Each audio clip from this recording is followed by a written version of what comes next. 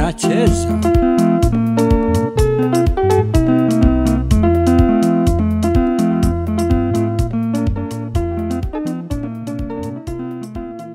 Haya basi, kwa mara nyingine tena tumerudi.